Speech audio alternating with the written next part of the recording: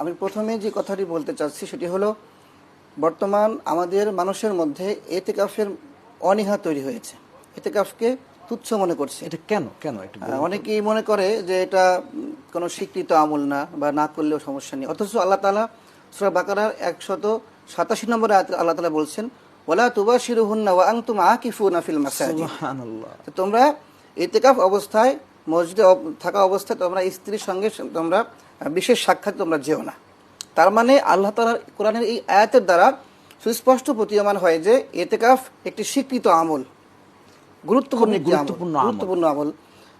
আমাদের উচিত এই ইতিকাফের উপরে গুরুত্ব দেওয়া। এই ইতিকাফের উদ্দেশ্যে মানে কি হয়, মূলত ইতিকাফের দ্বারা আল্লাহ তাআলা সন্তুষ্টি অর্জন হয়। এবং ওই যে লাইলাতুল কদর বাদ যায় না। লাইলাতুল কদর, হ্যাঁ, রাসূল করিম সাল্লাল্লাহু আলাইহি ওয়াসাল্লাম যে শেষ দশক যখন রমজানে আসতো, মূলত ইতিকাফ জন্য রমজান শর্ত, রমজানের বাইরে কিন্তু ইতিকাফ হয় না, রমজানের মধ্যেই শর্ত। এবং বিশেষ সুন্নাতে মুআক্কাদা ইতিকাফ হয় না, এমনি নফল ইতিকাফ নফল বলতে হয়। সুন্নাতে মুআক্কাদা কিফায়া যেটা, সেটা রমজান শর্ত।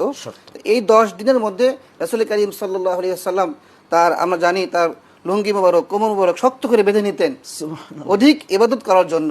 হ্যাঁ, এই জন্য আমাদেরও অধিক ইবাদত করতে হবে। উদ্দেশ্য যে আল্লাহ রাব্বুল আলামিনের সঙ্গে যে আমাদের সম্পর্কের একটা গ্যাপ তৈরি হয়েছে, একটা কাটাফ তৈরি হয়েছে, আমরা গুনাহ করার মাধ্যমে, নাফরমানি করার মাধ্যমে আল্লাহ তাআলার সঙ্গে আমাদের সম্পর্কের দূরত্ব তৈরি হয়েছে। এই জন্য আল্লাহ তাআলা রমাদান এবং বিশেষ করে রমাদানের শেষ দশকে ইতিকাফের বিধান রেখেছেন, যাতে করে বান্দা এই ইতিকাফের মাধ্যমে আল্লাহ তাআলার এই সম্পর্কের যে কাটাফ হয়েছে, পুনরায় যে আল্লাহর সঙ্গে সম্পর্ক আবার সেট আপ হয়। এই জন্য এই ইতিকাফের গুরুত্ব অপরিসীম। আর মূলত মানুষের প্রত্যেকটা বান্দার দুনিয়ার সফলতা কিন্তু আসল সফলতা নয়, মূলত পরকালের সফলতাই হলো চিরস্থায়ী এবং আসল সফলতা।